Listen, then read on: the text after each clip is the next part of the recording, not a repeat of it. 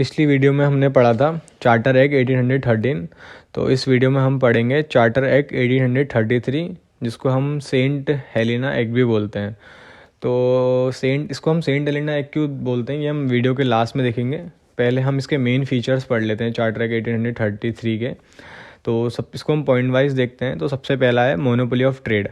हमने पढ़ा था चार्टर एक्ट 1813 में कि जो ईस्ट इंडिया कंपनी थी उसकी मोनोपोली बस दो ही जगह रह गई थी, एक थी ट्रेड विद चाइना और एक थी ट्रेड इन टी।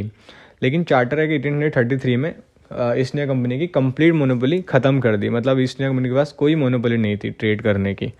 तो और इसका दूसरा पॉइंट ये है कंट्रोल ऑफ कंपनी। तो हमने चार्टर एक्ट 1813 में देखा था कि कंपनी के commercial affair court of director देखते थे और political affair board of control. तो अब यहाँ पे मोनोपोली तो थी नहीं ईस्ट इंडिया कंपनी की कोई ट्रेड करने की, तो कॉमर्शियल तो कुछ रहा ही नहीं। तो जो पॉलिटिकल था वो अब दोनों बॉडी मिलके पॉलिटिकल अफेयर्स देखती थी। कोर्ट ऑफ डायरेक्टर और बोर्ड ऑफ कंट्रोल दोनों मिलके पॉलिटिकल अफेयर देखते थे और ईस्ट इंडिया कंपनी को एक प्योरली एडमिनिस्ट्रेटिव बॉडी बना दिया गया। इसका थर्ड पॉइंट है एडमिनिस्ट्रेशन। तो यहाँ पे बहुत बड़ा चेंज हुआ। चार्टर एक्ट 1813 में हमने देखा था कि गवर्नर जनरल ऑफ बंगाल हुआ करते थे और उनके दो सबॉर्डिनेट हुआ करते थे। लेकिन इसमें क्या किया गया, गवर्नर जनरल ऑफ बंगाल को गवर्नर जनरल ऑफ इंडिया बना दिया गया और सबसे पहले गवर्नर जनरल ऑफ इंडिया बने विलियम बेंटिक। और इसमें एक और चेंज किया गया। पहले जैसे उनकी एग्जीक्यूटिव काउंसिल में 3 मेंबर हुआ करते थे, तो इसमें एक और मेंबर ऐड किया गया। तो इसमें 4th मेंबर ऐड किया गया जो एक लॉ ऑफिसर हुआ करते हैं। और इसका 5th पॉइंट यह है कि सेंट्रल लेजिस्लेचर। तो यहाँ पे अब पूरे इंडिया पे जो लॉ बनाते थे वो गवर्नर जनरल ऑफ इंडिया और उनकी एग्जीक्यूटिव काउंसिल ही बनाते थे। तो यहाँ पे अब कोई गवर्नर जनरल मद्रास और गवर्नर जनरल बॉम्बे नहीं थे, पूरे सेंट्रल लेवल पे एक ही लॉ बनाते थे जो थे गवर्नर जनरल ऑफ इंडिया और उनकी एग्जीक्यूटिव काउंसिल।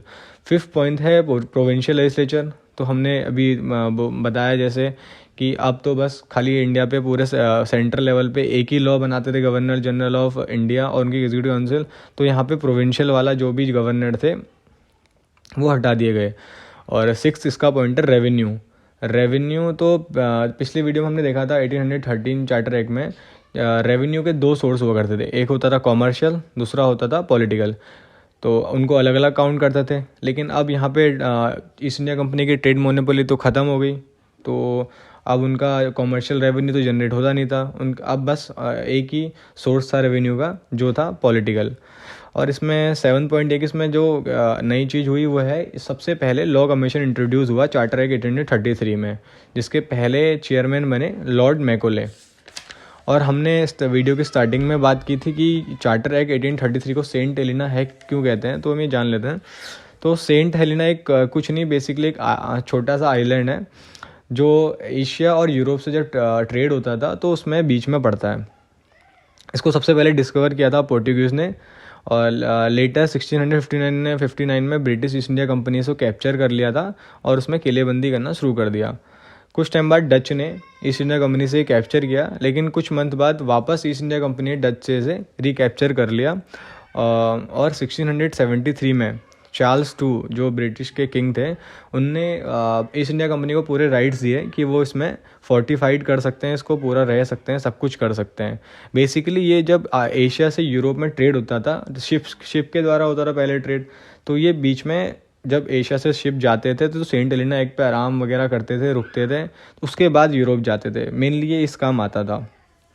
और इसकी एक ख़ास बात यह है कि 1815 में जब ब्रिटिश ने नेपोलियन को कैप्चर किया था तो इसी आइलैंड पे रखा हुआ था और 1821 पे नेपोलियन इसी आइलैंड पे मरा।